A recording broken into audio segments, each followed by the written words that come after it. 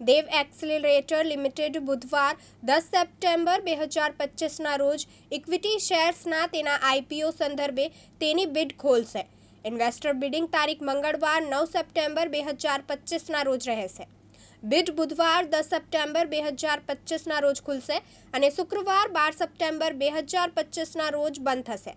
બિડ્સ લઘુત્તમ 235 equity shares અને ત્યારબાદ 235 ઇક્વિટી શેર્સના ગુણાંકમાં કરી શકાશે.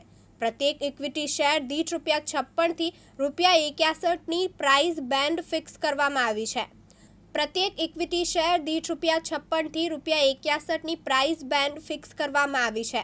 પ્રત્યેક ₹2ની ફેસ વેલ્યુના ઇક્વિટી શેર્સની કુલ ઇશ્યુ સાઇઝમાં ₹1433.50 મિલિયન સુધીના મૂલ્યના ઇક્વિટી શેર્સના ફ્રેશ ઇશ્યુનો સમાવેશ થાય છે. આ ઇશ્યુમાં વેચાણ માટેની ઓફર નથી.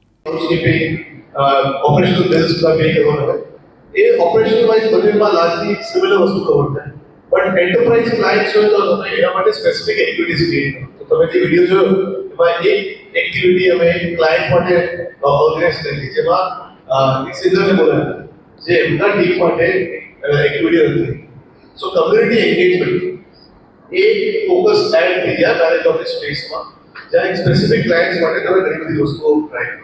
બીજું કેશ ફ્લો સસ્ટેન તમે આજના દિવસે તમે ક્લાયન્ટ ક્લોઝ કરો મેનેજ ઓફ સ્પેસમાં એ તમારી સાથે મિનિમમ 3 વર્ષ 4 વર્ષ 5 વર્ષ સુધી તમારી સાથે રહેવાનું છે કારણ કે લોકિંગ ઓર્ડર તો તમારો કેશ ફ્લો પ્રોજેક્ટેબલ થઈ જાય. જ્યારે કે કોવર્કિંગ સ્પેસીસમાં તમારી નાની ઇન્વેન્ટરી 3 મહિના થઈને 12 મહિના સુધી લોકિંગ આ બંનેમાં આટલો અંતર છે. ઘણા બધા પ્લેયર્સ મેનેજ ઓફ સ્પેસમાં ઓપરેટ કરી રહ્યા છે.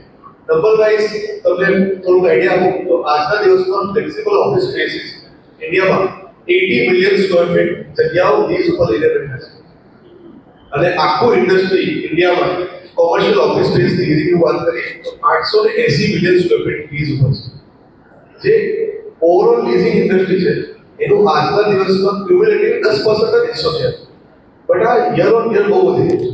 2 વર્ષમાં આ એક્સપેક્ટેડ છે કે 80 million square feet would reach to 150 million. Manav Mehta, Divyang news, Ahmedabad.